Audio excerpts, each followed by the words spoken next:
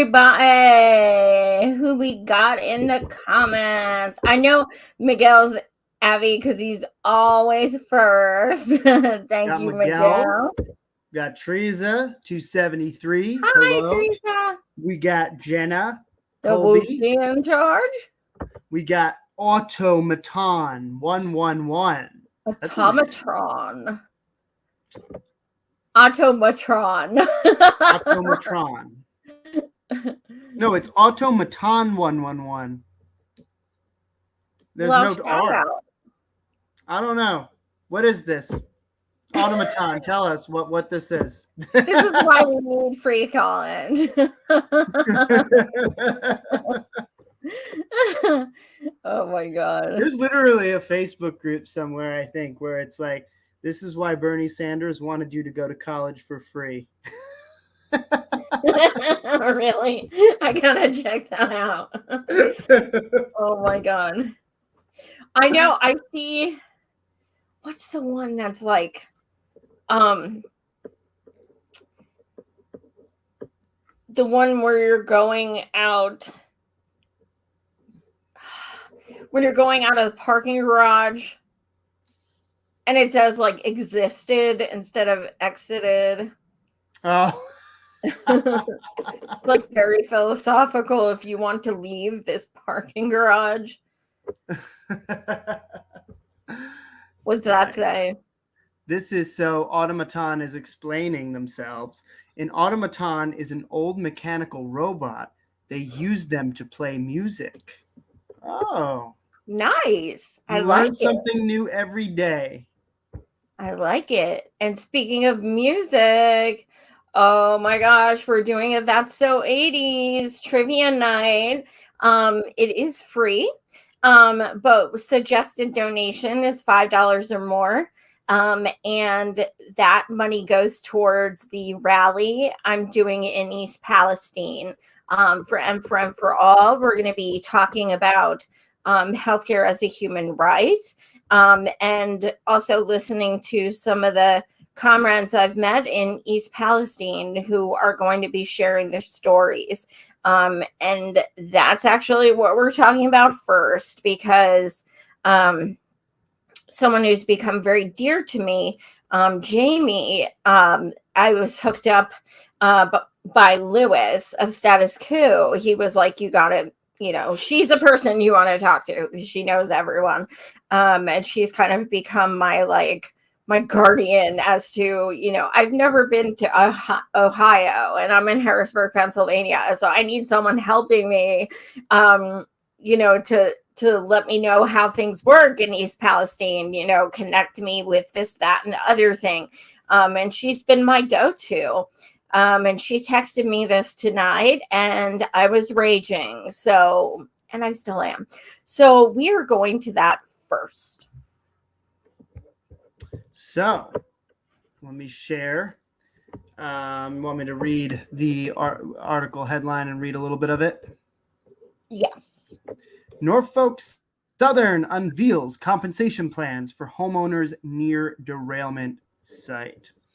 Norfolk Southern is spelling out how it will compensate East Palestine, Ohio homeowners whose homes lost value due to the railroad's February derailment. I think we were talking about that before with Louis a little bit of how, all those houses have lost money in value. In a letter to a bipartisan group of senators on the Commerce, Science, and Transportation Committee, Norfolk Southern said it would initially compensate homeowners within an approximately 5-mile radius of the derailment and who sell their homes for less than their property's pre-February 3rd appraised value. Norfolk Southern says that it expects it will be able to begin making payments to eligible homeowners within 1 year. The plan to compensate homeowners came after CEO Alan Shaw was grilled by members of the committee at a March 9 hearing.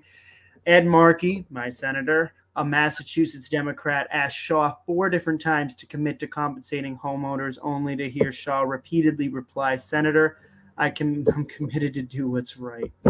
Unbelievable. He said that to Bernie time and time again, too. Yeah. His responses angered Markey and some other senators. Will you commit to ensuring that these innocent families, do not lose their life savings and their homes and small businesses? Markey asked Shaw at that hearing. The right thing to do is to say, yes, we will. Do you want me to keep going? Okay, well, are you going to fucking say it? Right. Like, oh my God. Yeah. So, do you want me to keep going?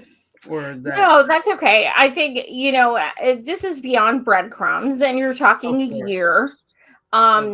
Now, one of the things people have told me from East Palestine, who I've interviewed and who I've talked to and interacted with, they all tell me the same thing. All of their homes have gone down to less than 50% of what they were. Yeah. So you have a house that's worth $100,000. Now it's worth less than $50,000. And the thing is, people are saying, they want to sell. I'm going to keep it real. Who the flying fuck wants to move where this shit just happened? Who is going to buy that house? I don't care if it's a fucking mansion. I don't care. Right. This is like the way they're treating these people and the way they're trying to skirt over this shit and the way that people are still getting sick as fuck and the way that their water is still so fucked up. And you're trying to say, oh, but if you sell the house, then we'll compensate you a little within a year. Okay, well, guess what? That ain't gonna fucking happen.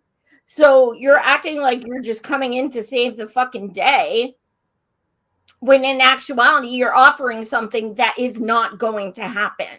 Well, we know nobody's going to buy a house here, so we'll just offer that. We'll give them some compensation when they sell it. Like, it's fucking bullshit. It's fucking bullshit, and it's infuriating. And you know what? I want to give a shout. Do what? It's like, give it to them now. Like, right now. I want to give a shout out to Tammy's Chai. Her and her husband, Rick, are in East Palestine. I had Tammy on my show. Rick is a doctor there. And they're both just freaking amazing. And they started a GoFundMe to raise money to help get people out of East Palestine into a new home. And they were able to just give the very first East Palestine resident $10,000 to put on a new home so they can get out of East Palestine. Now, you guys may have seen this woman. Her name is Connie. She was on last week. Marianne Williamson went to East Palestine and they were going around like a living room, just kind of sharing their stories. And Connie was, oh my God, she just shared how she thinks she's going to die. And she thinks she's never going to get to see grandbabies. And I mean, her story, like she already had medical issues, but this has just exacerbated everything. And then I found out today, she fucking works at McDonald's every day, starting at 2:30 in the morning. And she's not young. So I think she said she's in her 50s. So she has all these health problems. And she's still working a job where she has to stand up all day and stuff, starting at 2:30 in the morning. This, like, it's fucking outrageous. And I don't know, I know it's a very poverty-stricken area. I don't know what kind of house you can get for $10,000 down payment, but I do know she now has the foundation to get out of EP. So I want to thank Tammy and Rick for that, because that's a big fucking deal. And I am so excited they're starting with Connie. She deserves it. So yeah, we'll see if Connie can sell her house and get within a year some kind of compensation. Yeah, definitely. Teresa saying psychopaths ruining everything. Mhm. Yeah, Yep. yeah, yeah. We got 86 Blackberry White saying capitalism doesn't care about people, only profits. Yeah, Yep. and I think that really just shows that the fact where it took a lot of pressure at a Senate hearing just for them to say, oh, we'll give you money when you sell the house. We'll give you what the appraisal was back in February 13th. And February 3rd, now, which yesterday was 100 days. 100 fucking days. it's really been 100 days. Holy shit. It's Feels like been it today's happened so 101. recent. I know. I Yeah. fucking know.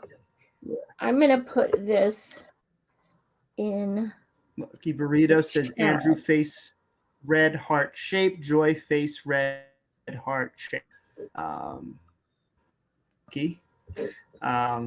It's so weird. That comes up And a lot, you guys. so, When you guys do emojis, it comes up like with the description of it. It's really fucking weird. oh, that was okay. That makes sense. I was like, Yeah, that's it comes out. nice. Lucky, When but I that's a read the very like comments specific after the show, description I'm of like, what is praying hands purple heart? I'm like, what does that that mean? is amazing. Yeah, or like medium skin tone thumbs up. I'm like, what the fuck is that? You know what, Miguel? It's late. Miguel's like, Andrew didn't get it. It's like, well, it's late. And you know what? If it weren't late, I probably also wouldn't get it either. So you know what? Whatever. Face Oh my blue god. smiling. Now, Miguel, I don't know if you're just like writing out Now face you're blue just smiling. fucking with us. I'm gonna put this here. Is Yeah. is that the link for Yep, the link is up. Okay. Yeah, so that's the first part that infuriated me. Now we're going to go to the second part that had me really like, when I say I'm nonviolent, I mean like I'll be 44 on Sunday and I've never been in a fight in my entire fucking life. And this made me want to punch a fucking wall. It's like the growth mindset. You haven't been in a fight yet. So this is Daily Mail exclusive. I truly feel defeated and useless. Emails and texts reveal anguish of East Palestine fire chief over lack of adequate health advice after he was told to treat chemical disaster like a normal house fire. The desperate fire chief of East Palestine, Ohio, said he felt defeated, useless, and so angry in the wake of the train derailment. Texts and emails obtained by dailymail.com reveal Keith Drabick vented his frustration privately in messages following the February 3rd crash, which saw toxic soup of carcinogenic and corrosive chemicals released into the community, resulting in an environmental and health crisis. Text message exchanges showed Drawback becoming increasingly aggravated at one point, expressing, "Why does this have to be so hard?" Thinking what a lot of us were. He admitted to having to take a moment because he was getting overwhelmed with the conflicting responses to the disaster by officials, particularly a leaflet campaign by the Federal Emergency Management Agency that he dubbed a ginormous shit show. He also said he felt abandoned by Ohio's Republican Governor Mike DeWine after he was left to sit by and watch shit fall apart, and admitted he had lost faith in the city's health department after it told him to treat the crash like a normal house fire. Huh. But the messages released as part of the FOIA request paint a vivid picture of how first responders handled the derailment of 38 carriages of the Norfolk Southern train as it made its way through the city. 11 of them were carrying hazardous chemicals like vinyl chloride, and half of their 5,000 residents were evacuated as Norfolk Southern conducted a controlled burn. But according to a lawsuit filed by residents, this ended up releasing a chemical that had been banned after World War I. Wow. You know it's bad if it's banned like over 100 years ago and left them with Mhm. headaches, coughing, and burning feelings on their skin. Dozens of fish were killed, and residents fled the area amid fears their drinking water had become contaminated. The accident led to congressional hearings calling for tighter freight safety laws and the ongoing investigation into the crash by the National Transportation Safety Board, which also investigated Norfolk Southern safety practices. Do you want me to And stop just there? to go back a little, when when they're saying, a dozen fish died, let's be clear, they're talking about the day this happened. At this point, there have been over 40,000 animals that have died in East Palestine. Now, that goes from fish to livestock, whatever. Over 40 fucking thousand animals have died. So I like how they're like trying to talk about like past tense, but no. Yeah, yeah, yeah.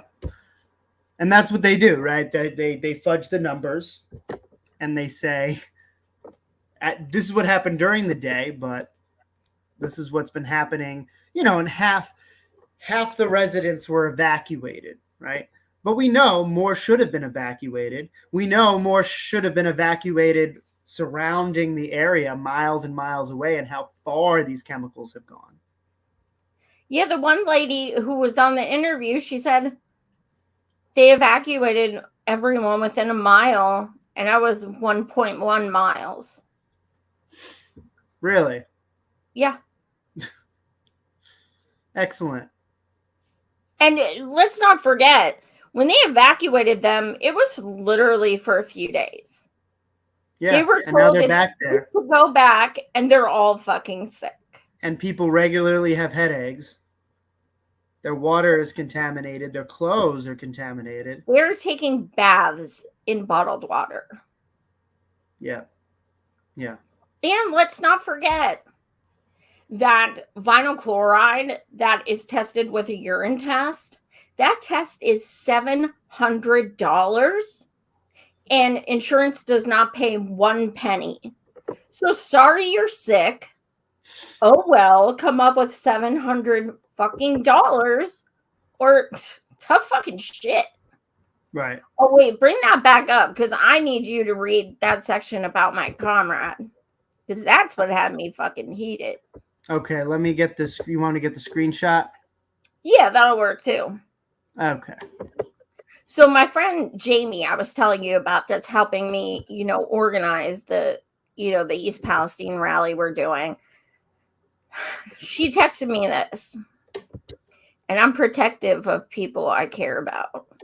This has me fucking raging. Yeah.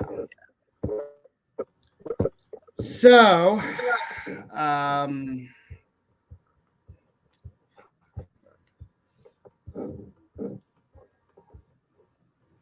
had it, and then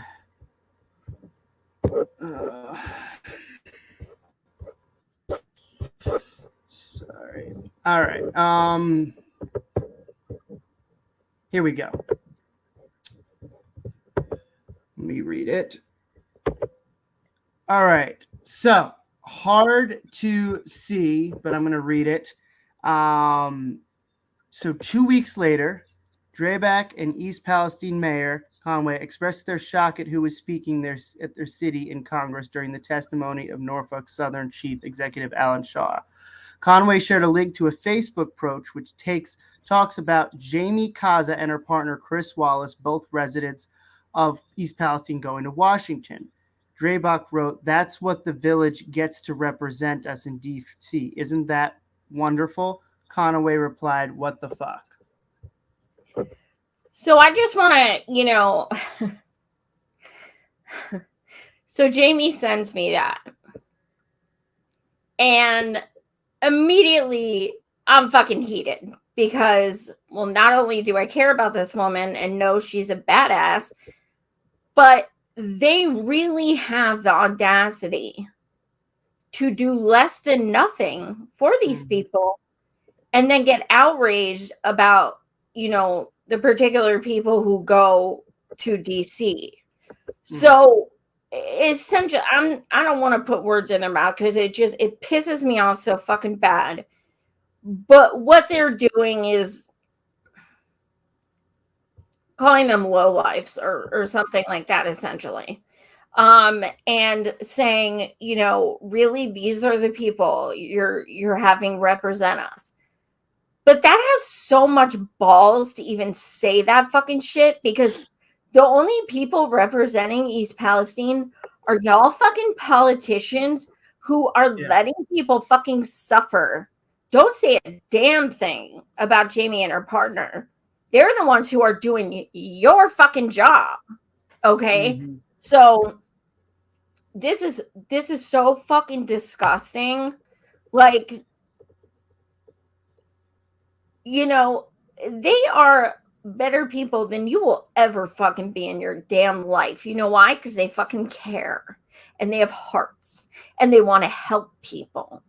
So it's so, like, the audacity of actually trying to go at people and calling them like the, you know, the wrong people who should be like representing them, when, like, no, trust me, when people think of East Palestine, they're not thinking about fucking Jamie and her partner. They're thinking about you, your corrupt fucking asses, the fact that you're sitting there collecting dollar after dollar while these people are fucking suffering. That's who they think about. So don't even fucking start with that bullshit. Yeah. So fucked up.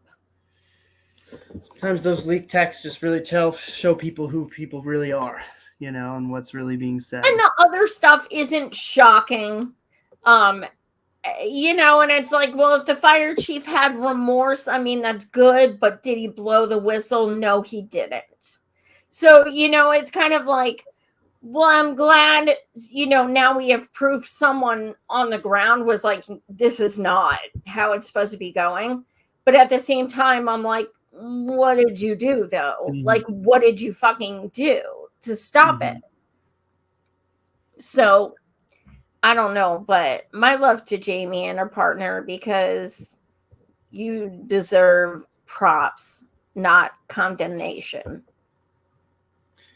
Well, I think that answers the question on what are the local officials doing, right? Because we don't really hear too much about what the local officials have been doing when serving East Palestine. We hear about what Mike DeWine's not doing, what Biden's doing, obviously, which is important. But now we know too, the local officials are also just as shitty. No, and that's why our protest that I'm doing for M for All, that's why it will be outside the courthouse. That's why. We are not, like, we are doing that shit in town square where, you know, the county meets and does legislation. I'm so not fucking around. If I get arrested, I don't give a flying fuck. I don't care. Like, something needs to fucking happen. 101 days. And you know what? Tell all these other people in so-called indie media that never even fucking cover EP, tell them they need to shut the fuck up and stop talking about other freaking live streamers and start doing something with a purpose. Because if you have a platform and you're ignoring people like this who are suffering so bad, you are, what the hell's the point? You're CNN. You're CNN on the internet. That is all you are. So let's fucking keep it real. Start holding these people fucking accountable. Because the only reason they keep talking about shit and garbage instead of actual, you know, substance is because people keep sending them all those fucking super chats. Yeah. Like, why would they change? How about we start talking about something that fucking matters. Start using your platform to actually fucking help people. People need to do that shit. Agreed. And people need to stop encouraging that type of behavior to be happening on Twitter. And also, I mean, I think each of us individually can take our own part in that, right? So stop commenting, stop giving those tweets that are going after other people more likes, and feeding the algorithm, and actually just, do what you can, even just posting things about something going on, even when someone decides to go after another podcaster, just saying, oh, let's talk about this instead, right? Yeah. Um, Like, because it's cool to have fun and to joke. Like, it doesn't have to be serious 24/7. of course not. But like, if you're doing hour-long shows and it's all about look what Sam Cedar said and shit, like, who the flying fuck cares? Who cares? If I wanted to know, I'd watch his stupid ass. I don't, because I Right. don't care. Yeah. I haven't seen Sam Cedar in a long time, but I've I have honestly, seen I've never watched him, but I've seen clips, and he makes me want to cry. I was Then I gonna say guess it's good you barf. I don't don't watch know. it. I guess it's good you don't watch him if that's the reaction you get out of it. No. I try not to poison my brain with stuff I know for a fact I don't like. Yeah.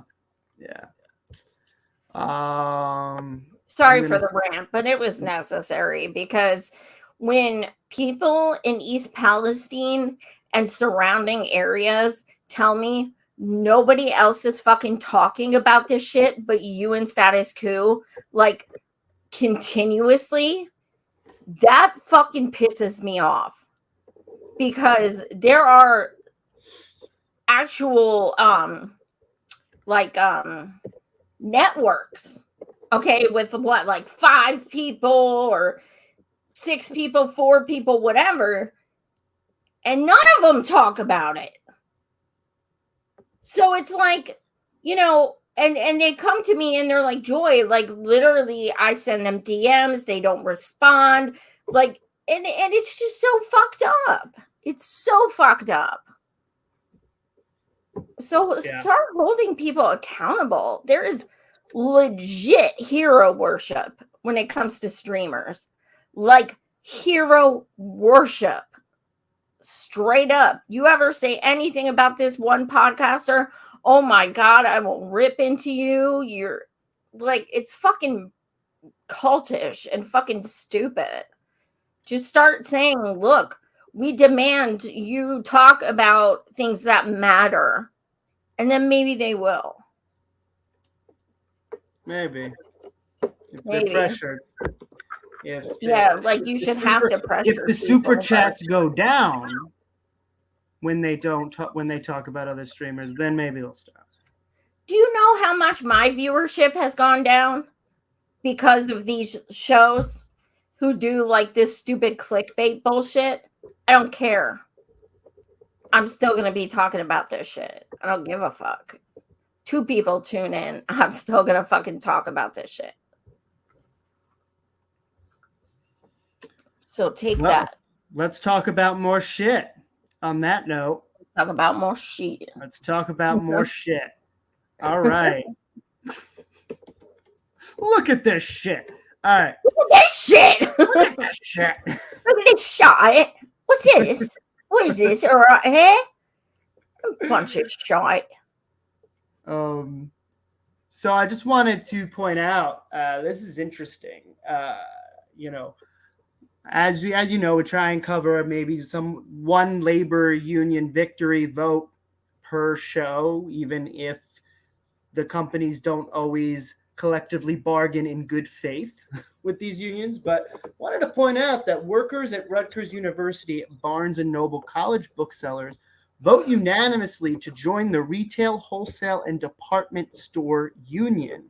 So tonight, this was May 12th, so a few days ago, the Retail, Wholesale, and Department Store Union announced that by a unanimous vote, workers at Barnes and Noble College booksellers and Rutgers University have voted to join the RWDSU, Building upon last week's win by workers at REI in Chicago with RWDSU, today's win also comes amid a long-standing streak of wins by the RWDSU at independent booksellers in the New York area, including McNally Jackson, Goods for the Study, Greenlight Bookstore, and Book Culture. So now we got bookstores that are joining the union train here. As well as the union election petition of workers at Barnes & Noble's flagship Union Square, New York store. Workers at the store face continued safety issues amid the rebound of the pandemic, including workplace harassment, substandard pay for the industry below that of independent booksellers, unstable scheduling practices, that's a theme, a lack of structure when it comes to job duties and tasks at work, and favoritism by management, issues they're looking to address in their first contract negotiations. I cannot contain the happiness and excitement I have to have finally won, especially with our overwhelming support.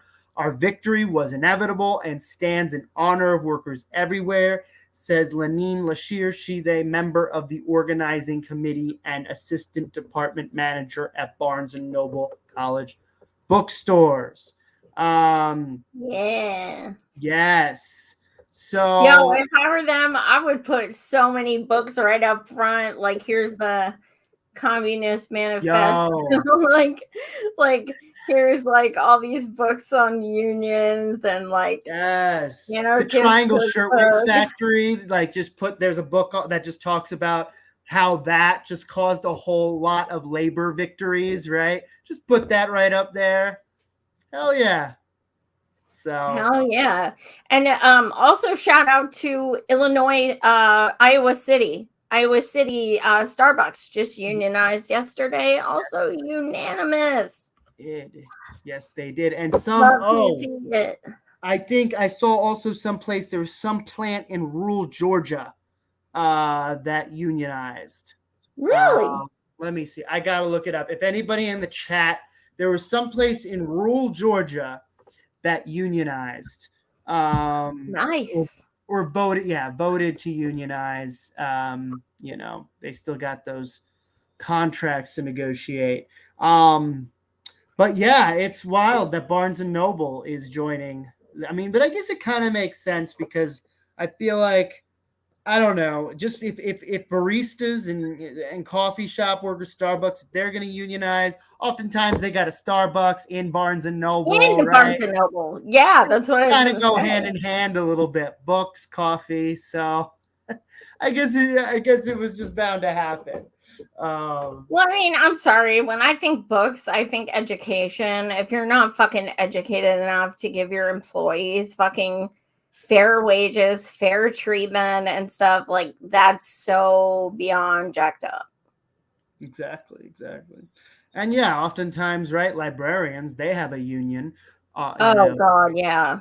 So why not people at bookstores? It's similar, right? Oftentimes, if you're selling books, it's good to know where they are. Good to have an idea of like what the different sections are, what you're selling. So yeah, I'm sure there's a lot of cross. Especially if you want people to not go to independent bookstores, because I will always go to an independent one over them.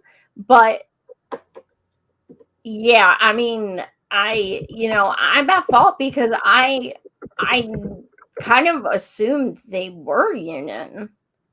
I never really, I don't know. I guess I just kind of assumed it. Yeah. I mean, yeah, I don't know. What does Common say? Huh? What does Common say? Sorry. So I'm trying to look it up more. Bluebird Plant, they make electric buses. That's what unionized in Georgia. Oh, nice. Workers at Georgia School Bus. This is the Chattanooga Times Free Press. Workers at Georgia school bus maker Bluebird vote in favor of United Steelworkers Union. Nice. Yeah, they're one of the largest school bus manufacturers. They won by 697 to 435, according to the NLRB. Rural Georgia. I mean, hey, that is not I mean, okay, maybe I'm a little ignorant of Georgia's history with unions, but I'm just thinking this is the South. This is in a rural area. Doesn't strike me as a place that would, at least at this time, be the most union friendly. So, well, 400 something people didn't vote yes. Now, it could be of course, because they're uneducated about it, they're getting pushback, their fear of sure, losing a union job. busting. But it It was, could be any of those things, but enough people yeah. knew it was I mean, that's the thing, advantageous. though. That's the thing is that a lot of times, right, and in the South, there's been so much anti-union sentiment and propaganda over, the last 100 of years that oftentimes it's a lot harder, right, for it to happen. So whenever there is a victory there, I'm like, okay, wow, that is progress. And I think, yeah, sure, but 697 to 435. So yeah, there were a lot of no's, but it's not like it was like so close, right? I Right. mean, I'm forgetting about the numbers now, but the Amazon vote, right, in Staten Island, proportionately, that might have even been a little closer than this. I could be completely wrong, but that wasn't a shoo-in by any means of imagination, as you can imagine, because Amazon, is a very Yeah. what? No, I said yeah. Yeah. So that's just a good wins all around for workers. Oh, yes. And it's You like know, the more, I was looking at my memories on Facebook, and I love when they come up of all the unionized stores and how they cheer and they're so happy, and it's victorious. It really is. And there's such a ripple effect, which is the most beautiful part. yes. Yeah. It's contagious. I mean, Uh, Starbucks is what, over 300 stores now. yes. Yeah, they are. But not one of them has agreed. They have finalized contracts, right? Starbucks continues to make up excuses for not coming to the bargain table.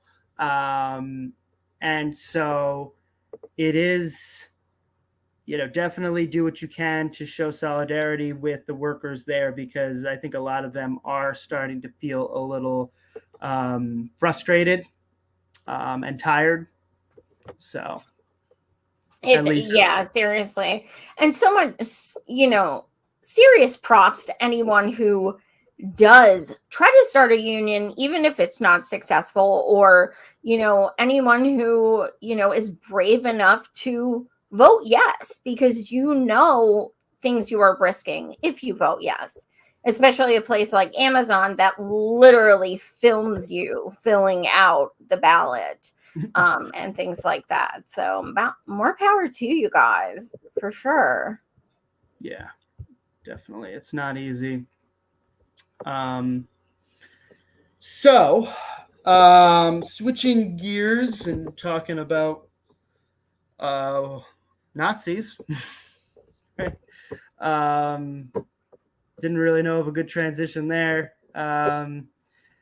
So, here, I'll just read the tweet and then we can go from there, Joy. Yeah, that'll work. A group called the Patriot Front are currently marching towards the U.S. Capitol. Currently, approximately 150 to 200 individuals identified as the Patriot Front and recognized as a right-wing organization is advancing towards the United States Capitol in D.C. via the National Mall. Numerous Metro D.C. police officers escorting them as they are working to maintain a separation between this group and any counter protesters. Should I play the video? Yeah. All right, give me 1 second. Here we go.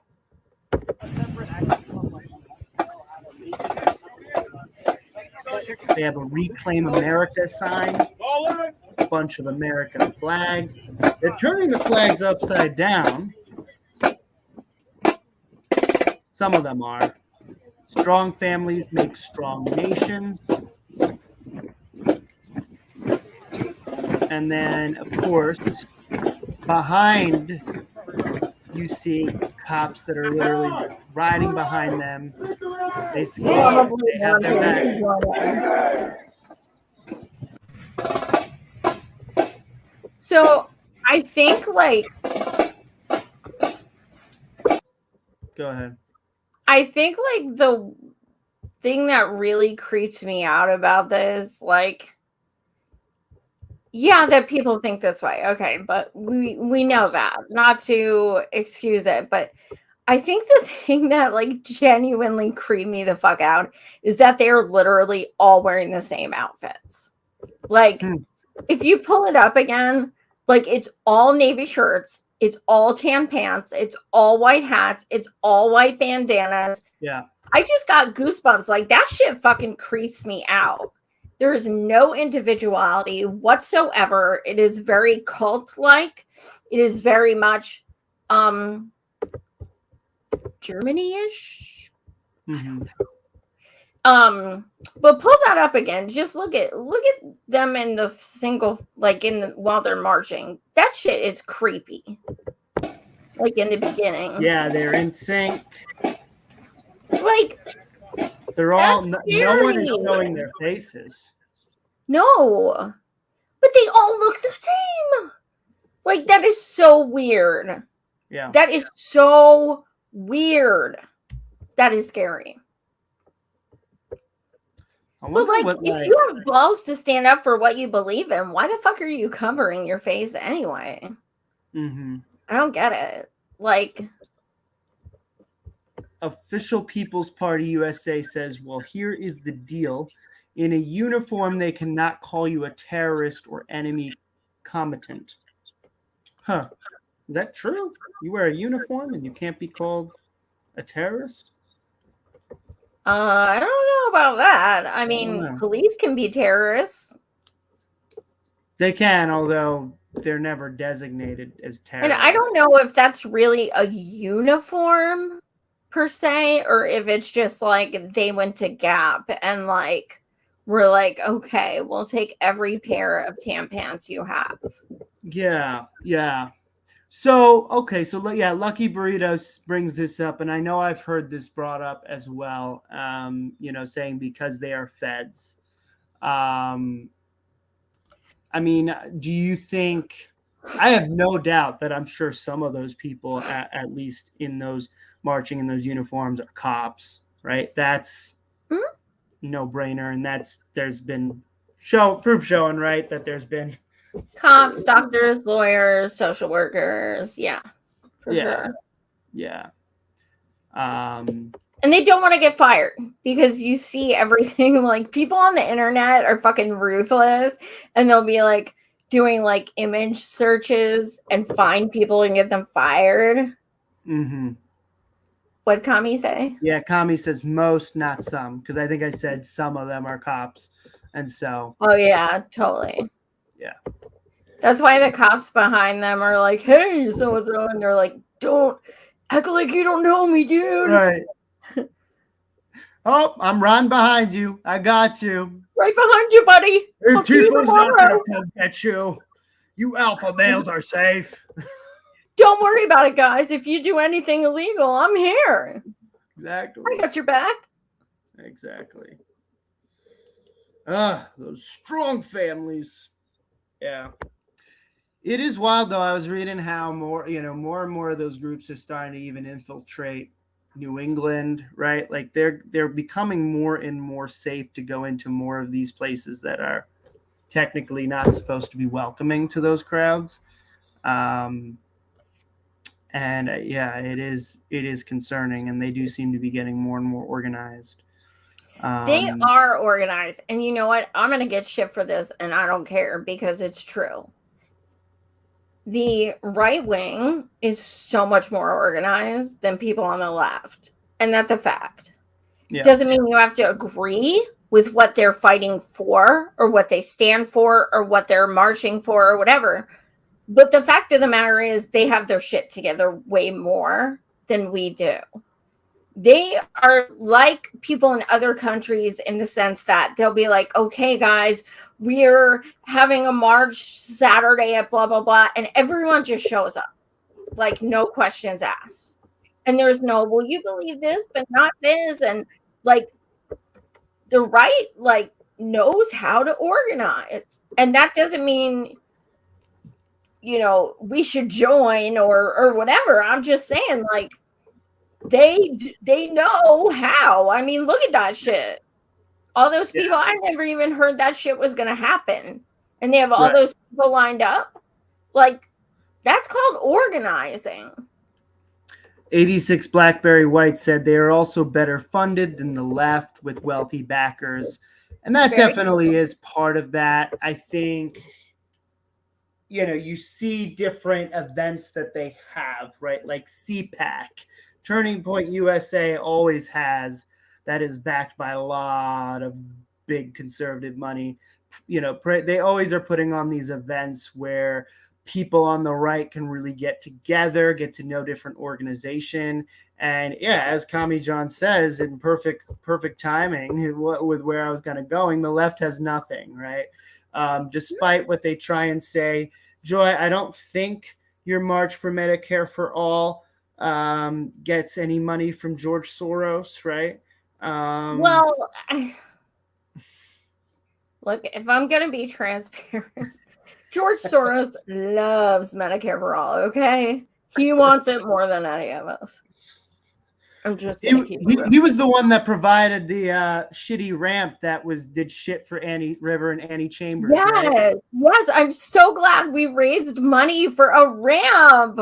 Oh my god! And then they told me all the specifications, and her ramp didn't even fit on it to get on the stage. Yay! Yeah, like George Soros like sets us up like that, dude. I don't fucking know. He's just, I mean, look, it was announced today that he had some kind of health problems, and he's like, don't worry, I'm okay. And I was like, good, because you're fucking 7 years in arrears, dude. Like, I'm still waiting for my checks. No excuse to be home. Like, I need help. You need to send me that money. Yeah. Yeah. Like, come on, dude. The people in the chat today are really on top of it with shit that's going on. I didn't even know this. 86 Blackberry White is saying DeSantis, maybe I did hear about this a little bit ago, but DeSantis helped raise over $1 million to pay for legal fees for Jordan Neely's killer, I guess, according to 86 Blackberry White. Wow. So a governor raising money for that shit just shows. Imagine if they raised money for like humanitarian things, like actual humanitarian things. But no, because I'm going to tell you what, because that's why our East Palestine rally has $115 donations. Now, I don't mean that to be an asshole. I am so thankful for every single penny that is donated. But that's how things like that happen. It's like, you have GoFundMe's for things like that are just so like obsolete, and they're just like, but like us trying to get people healthcare, in a city that is just absolutely devastated. It's much harder to raise money, especially just as a bunch of volunteers who are just like, just putting ourselves on the line without, any backers really. Right. It's an interesting dichotomy.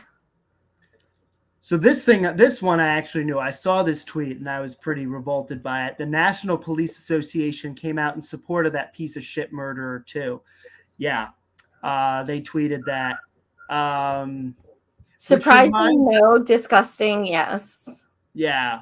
Which reminds me, and I forget exactly where this was, there were a group of Starbucks workers on strike who were selling coffee outside of Starbucks to spread awareness, right? They're like, here's our own coffee we're selling. Let's educate people about what Starbucks is doing and why we're out there. Well, apparently, Starbucks called the police on them, and there's a video where the cop comes and basically says, you can't be doing this. You're competing with the office. And they're like, we're just talking to people and selling coffee. And it was like, the only reason why you're probably here is because Starbucks called you to come here, right? And the guy basically admitted it, and he was like, yeah, I know, I get it. I'm in a union too. And it's like, no. You could not be any further from these Starbucks workers in terms of just it was almost like he tried to almost level, even though it's like, dude, you're literally using your fucking union power or whatever you have to defend a corporation. Like your union literally means that you don't have to get private counsel when one of y'all fucks up. You like have each other's back. Corporations do internal investigations and shit like that. Like that's your union. Yeah, I wonder if when I hear about cop unions, it's essentially they're just unions for corporations. That's really what it is.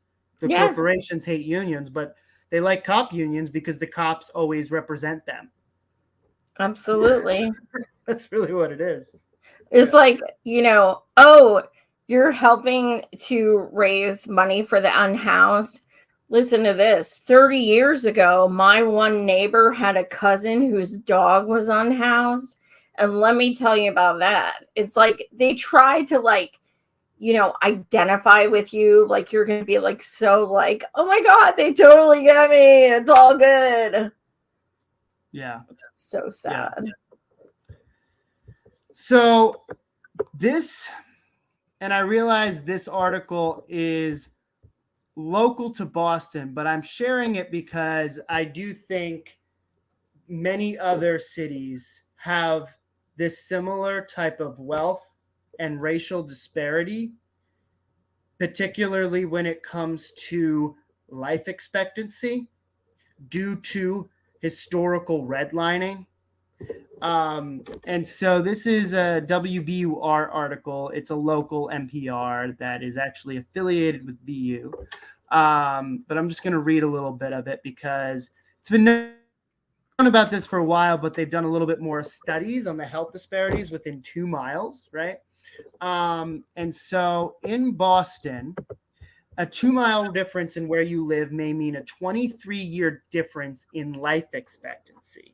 That startling analysis from the Boston Public Health Commission shows the longest average life expectancy is nearly 92 years for residents in a section of the Back Bay. Right, Back Bay is a neighborhood, has probably one of the most wealthiest parts of Boston. Residents near Nubian Square in Roxbury have the shortest expected lifespan, just under 69 years. It's really disturbing, right? Yeah. It's really disturbing, said Boston's Public Health Commissioner, Dr. Sorry if I mispronounced this, Baizola Ajikutu. So much work has gone into improving life expectancy for individuals. It feels discouraging. The two neighborhoods highlighted in a report released Friday are vastly different in many ways. The median household income of the census tract within Roxbury is $42,211 versus $141,250 in the Back Bay tract. Rates of home ownership in the Back Bay are more than double than those in Roxbury. A vast majority, some 91% of Back Bay residents over the age of 25 have a college degree, compared to 44% in Roxbury, and 82% of residents in the Back Bay tract are white, while 87% in the Roxbury tract are people of color, predominantly Black or Latinx, the report said. All of these factors play a role in life expectancy. Ojikutu said, the stress of trying to live on low wages and combat racism, sometimes in substandard housing while not feeling safe, erodes health. Chronic stress leads to higher blood pressure and an increased risk of cardiovascular disease, says Ojikutu. Yes. Chronic stress can also increase levels of the hormone cortisol, which can increase your risk of weight gain, obesity, and diabetes. Add to the fact that there oftentimes aren't grocery stores within a radius, a walking True. distance, right? Where we have food Food deserts. desert. The only option is that you can go to the corner store to get food. That oftentimes, let's face it, corner stores aren't known for having necessarily the most nutritious things in their stores. And so she says, I think all of these things are interconnected. No, I do not want to sign up for your newsletter. Please go away. And so some researchers called the impact of chronic stress weathering an analogy to the wear and tear of steady storms to describe how stress can age a body. COVID-19 contributed to a decrease in life expectancy for all Boston residents, but the impact varied by race. Life expectancy dropped by about 1 year for white residents compared to 3 years for Asian and Black residents and 4 years for Latinx residents, the report says. So, yeah, I mean, I think it's always good to just lay out kind of the numbers, right? It's a 69 versus 91 life expectancy. Yeah. And so, and within a 2-mile radius, and that just shows how all these types of policies, when it comes to redlining, when it comes to segregation, when it comes to class, dividing people up by race and class, how that just leads such a vast different experience in people's lives. And yeah, Joy, what was your reaction to some of that? I mean, of course, I think of healthcare first because Yes. it's literally relative to every fucking thing that exists. If these people had full national improved Medicare for all, they would not have a single bill. They could get the tests they need, they could get the doctors they need, they could get a therapist. Like, talk about stress and stuff. Do you know how many people don't even have the ability to go to a counselor, a therapist? Like, Yeah. like literally everyone should have that ability. Everyone. There is no shame. Everyone. And Mm-hmm. there is more depression, anxiety, suicide, ideation, self-harm than literally ever in our history. And that is the biggest thing, that concerns me about people who don't have healthcare. Yeah. Because this, just like this article said, these stresses create, heart risks, things like that. Like, just having that stress of, do I pay my rent or do I pay this medical bill? Or, I mean, I was at the hospital today. Like, I fucking get it. Like, I'm 3K in, like, and I have surgery Friday, so it ain't stopping anytime soon. It's scary. So, and I think, besides my disability, and money as a whole, I think, my medical bills are absolutely the thing I get the most depressed and Yeah. stressed about. Yeah. I mean, I sit here like, just like, for hours, like, how can I possibly pay for any of this? And I'm working a $10 an hour warehouse shit job where they treat me like garbage because I don't, I can't make ends meet otherwise. So it's like, it puts people in horrible situations, and which also leads to being unhoused and, not having a college degree and things. It's all relative, all of it. Yeah, absolutely. And I think specifically going off of sort of college degree, Boston in particular, I think I've said this before, they only have one 4-year public college in Boston, right? Boston is thought of as a city with so many universities. Yes, it does. They only have one 4-year public college out of all. Wow. And so talk about how, yeah, access, having access to a college, a lot of these colleges, right, tuition is very expensive, right? And it does end up being a big class divide in terms of who can go to college, right? I've been looking at, because I was a literature major and philosophy minor, but I really, really, really, for years, I've wanted to go back to school for criminology, because I'm like obsessed with true crime. And I've been looking at like so many different schools, and a single class, even the cheapest place I found, a community college local to me, is $1,200 for one class. Yeah. Plus books. Like, I can't find, how the fuck am I going to do that? And then it's going to take me like 15 years to get that degree.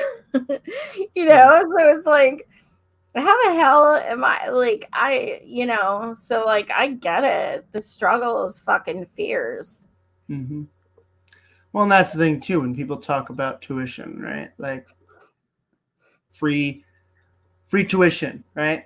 That's good, but tuition doesn't count all the other extra things you have to pay, like books, like transportation, lodging.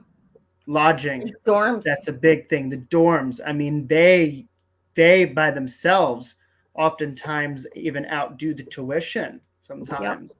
Yep. They really overcharge so much for you to live in like a 100-foot room with another. Yeah, seriously.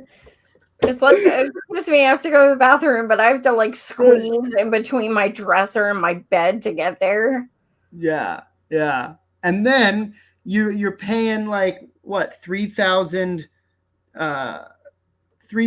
or so for food, right? To be able they make you get those food cards a lot of places. And that's what, I mean, no politicians. I have not heard any politician. I don't even think Bernie Sanders talked about this at all when he was, running. The amount of food scarcity, right? The amount of students who are just starving because they don't have the money to get the food and in school, right? That is a huge issue.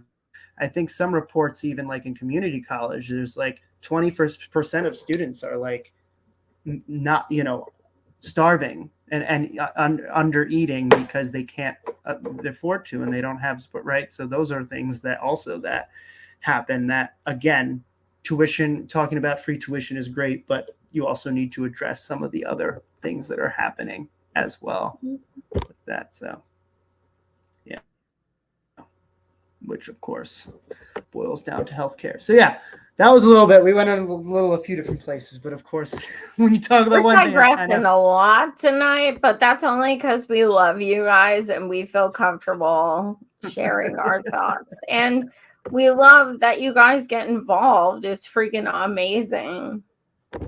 Yeah. So, all right. Well, speaking of healthcare, we're talking about Florida now and what DeSantis is doing. Yes, giving DeSantis the middle finger. That is a very good reaction. And people better hope this fucker doesn't run for president, because you know what? You put up Biden, we get DeSantis. Yeah, exactly. And it's now legal in Florida for doctors to deny health care to anyone if they feel like it. Florida Governor DeSantis signed a bill on Thursday that will allow doctors and health insurance companies to deny care to anyone they want. I'm struggling to wrap my head around this, because health insurance companies never want to cover anybody by default. And so, okay, under the new law, a healthcare provider or health payer has the right to opt out of participation in or payment for any healthcare service on the basis of a conscience-based objection, meaning based on their moral, ethical, or religious beliefs. Providers and insurers will face no consequences under the measure and will not be required to refer patients to a place that will provide the needed care. If they are penalized for denying care coverage, the doctor or company can sue. The law makes no mention of protections against gender or race-based discrimination, leading opponents to rightly worry that the sweeping nature of the text will let providers deny care or coverage to women, people of color, LGBTQ people. A doctor could deny care, for instance, if they are morally opposed to gender-affirming care, or if they don't like that a patient is having premarital sex. And it's not just doctors. Under the law, insurance companies, nurses, pharmacists, hospitals, ambulances, and more could also deny care. So if someone just comes to you in an ambulance, right, like, and you're hurt, they could just say, no, like, I don't like how this person identifies, or like you have a button on that's a rainbow. I'm sorry, this ambulance is not going to transport you. yeah, like, Totally legal now. this bill is a broad license for healthcare providers and insurance companies to refuse service to people. No one should be denied access to medical care, said Brandon Wolf, the press secretary for Equality Florida. This puts patients in harm's way, is antithetical to the job of healthcare providers, and puts the most vulnerable Floridians in danger. Yeah, and so as you can imagine, Kara Gross, legislative director and senior policy counsel for the ACLU of Florida, had previously warned that the bill left too much room for subjectivity in determining criteria for care. Do you want me to stop? Keep going? Yeah, that's good. Yeah. It's just so frustrating because, like, I know one thing I will say about Obamacare is something I've always said, is that it took away the pre-existing condition clause, which helped people like me because we got to have health care, health insurance, because we had pre-existing conditions and we were always turned down. Like when I lost my job, I couldn't nobody would give me insurance because I had pre-existing conditions. And then Obamacare gave me the ability to get insurance. Now, let's not talk about how much I paid, but it at least gave me the ability to get it. And it was, even though thousands of dollars, it was still cheaper than if I didn't have it at all.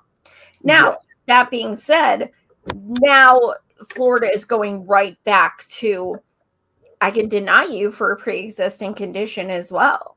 So not just, not only discrimination, but because, I don't know, you like have all kinds of shit wrong with you. I want the patients who are going to be like in and out. They have a cold. I tell them take Robitussin and they're done. I'm just curious. We'll have to see, Amy. Not that I have that much faith in the judicial branch, but I'm curious to see what judges are going to be doing with this, because this just, it's absurd. You're going to have people who are going to have to leave Florida to go 100%. To doctor appointments and shit. Yeah. Travel over to different states to have an appointment, even though healthcare sucks across state borders too. So I don't fucking know, man.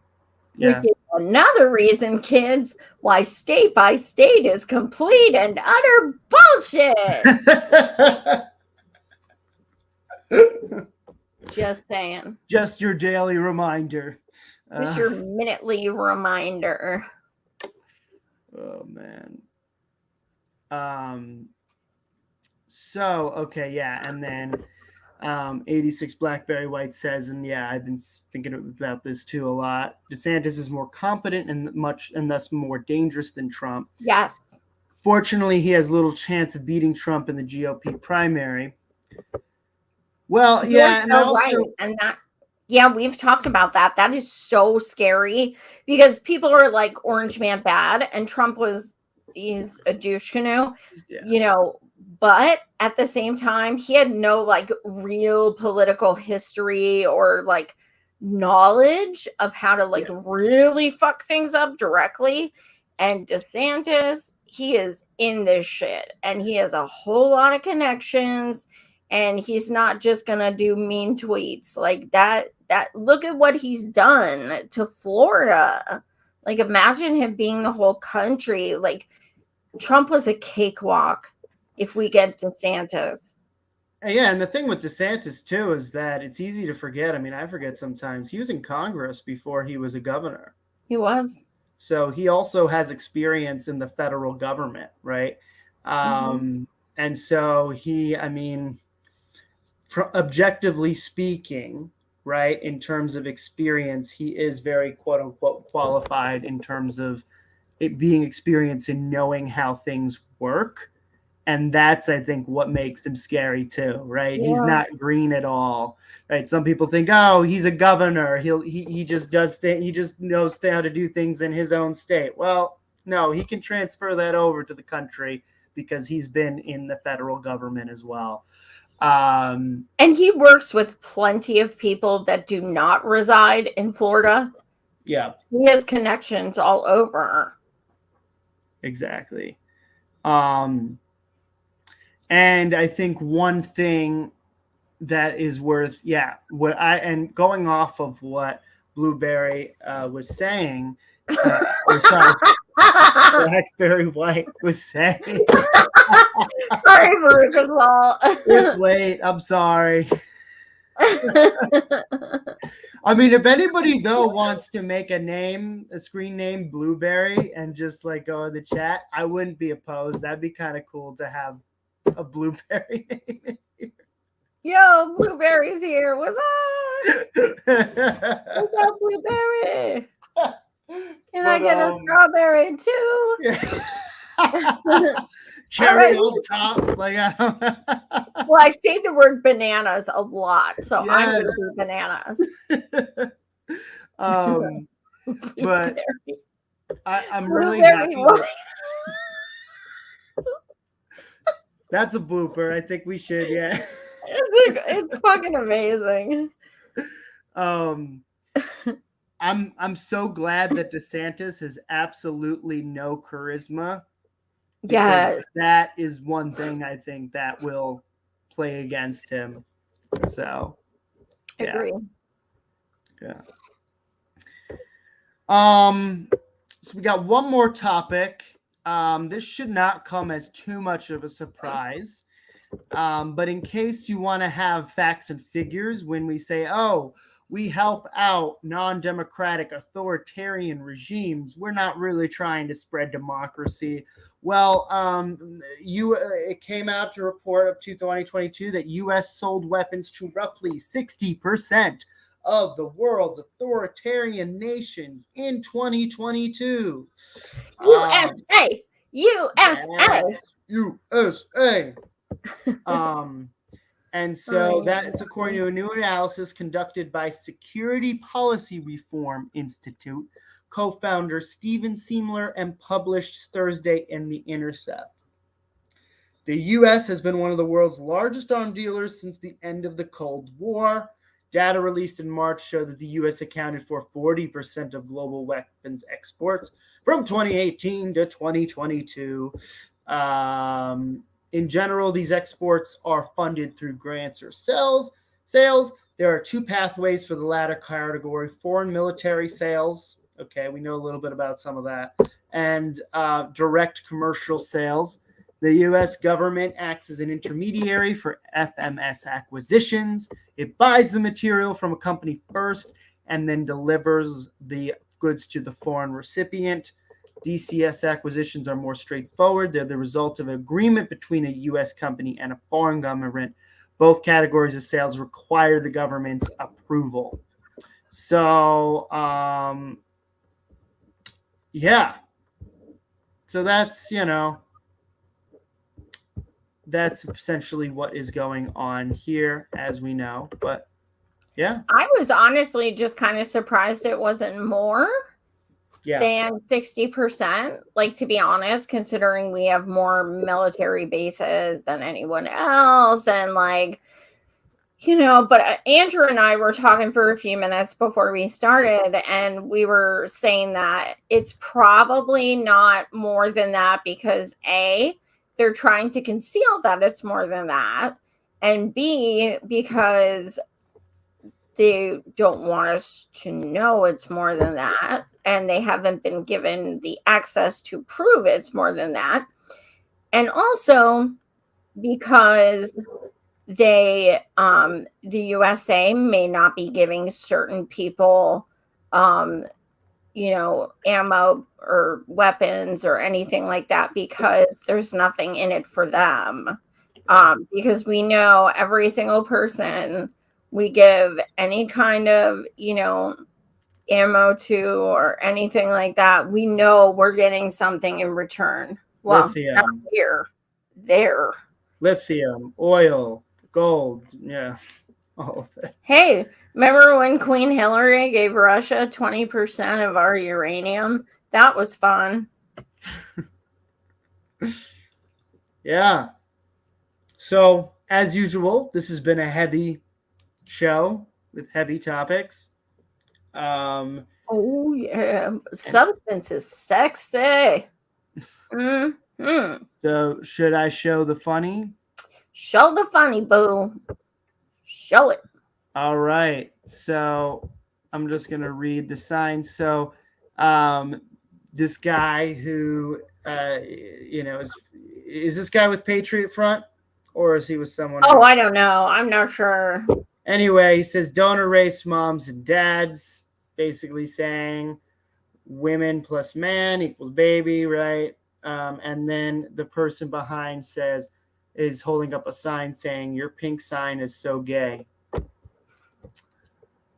But the thing, before you take it away, the thing that I love so much about this is not just that it's hilarious, but look at the woman's face. She is so fucking happy. Yeah, But she gets to like call this idiot out. It's so amazing. She's like, it's awesome. Teresa 273 says looks like he's from a bowling team. Right? Oh my gosh, you're so right. That, but yeah, wow. Like one of those like towny bowling places from like shit, the 60s, so right. 70s. Yeah. Big Lebowski. Definitely. Oh my god. So I just put the link in the chat. This is we'll talk about that. Andrew, let's give your updates before we close. Yeah, I don't really have too many updates. I knew you were gonna say that. Start coming up with things, like be like, yeah, I'm gonna walk my friend's dog and then I'm gonna go grocery shopping. Like make it seem like you're like all like boring. All right, I'll come up with some creative updates next Come up with a list and just be like, yeah, I'm gonna just watch this movie, or I know you're more exciting in real life. I'm gonna use this fidget spinner right now. Let's see, remember from like 2018. Yeah, I still got one. Nice. That's a nice. So, Wednesday, likely, I'm going to be having a few more people from East Palestine. Tomorrow there is a big old town hall in East Palestine, and a lot of shit will be revealed. Trust me, it's gonna get juicy, and I'm here for it because I know a lot of the stuff that's going to be coming out because I've spoken with the people behind closed doors, and trust me. So that's happening tomorrow, Wednesday. The new introduction of Medicare for All will be introduced in the House and Senate. Is it perfect? Hell no. But it does have some improvements as far as a lot more gender affirming care, a lot more for trans people, a lot more specifics for women. So there are certainly improvements, no question. The reason it's going to be in the House and the Senate is because Senator Sanders and Representative Jayapal came together to rework the bill to make it more cohesive together. So she's presenting House, he's presenting Senate. So tomorrow is the last day that you can call your reps to, even if they do say they support it, trust me, call them, because guess who said they supported before? Kamala, Elizabeth Warren. Like, these people literally signed onto it, and then they fucking ran and like said they didn't support it. So yeah, I mean, call your reps, tell them put up or shut the fuck up, because these numbers do matter. Even if it doesn't pass, these numbers matter because it shows that it does have the possibility of passing, and it shows you, does your rep actually care about what you are saying you want and need?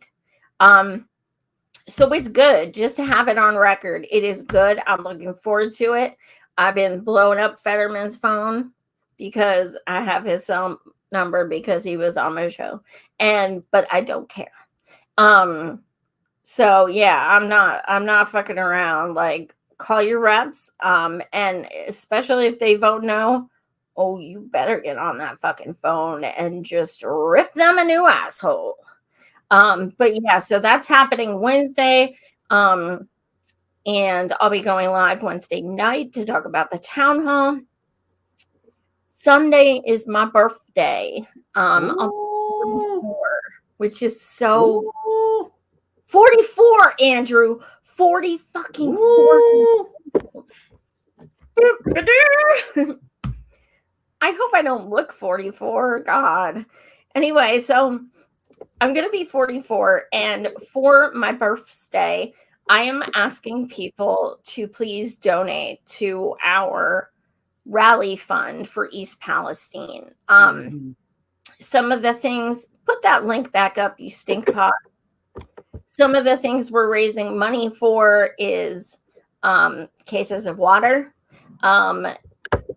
We're looking to try to get East Palestinians grocery gift cards. Most of them do not even have air purifiers. So we're looking to raise money to really just help them any possible way we can. And also, we do have some rally expenses, but we are, like, when I say we are doing it low key, like, I'm so serious. We are not getting a stage. We are not getting a sound system. Like, we are literally having a megaphone. Like, this is like so low key, because we want as much funds that are raised to go to these people who need it so badly. So yes, as a birthday present to me, please donate to the Give Send Go. It will help us, and it will also mainly help the people in East Palestine. So thank you so much. Smash the like button, smash subscribe on YouTube, on my YouTube, Savage Joy Marie Man, and my Rockfin Savage Joy Marie Man. And yes, I have a Patreon as well. But thank you all so much for watching. Much love. Oh, and also, before I forget, my Andrew, can you take that photo away so I can enlarge my dingle? There. Okay. So this behind me, this is for music trivia. It's going to be all 80s. It's going to be like 80s film and music and pop culture, and we're going to do trivia. So the we do have an Eventbrite where you can sign up. The event is free, but we are asking a suggested donation of $5 or more to be able to play. And it's going to be so fun. I'm going to have a teammate, Zach, there. He's still in high school, but he's been volunteering and organizing, and he's so amazing. So he wasn't even alive when this stuff happened, so it should be interesting.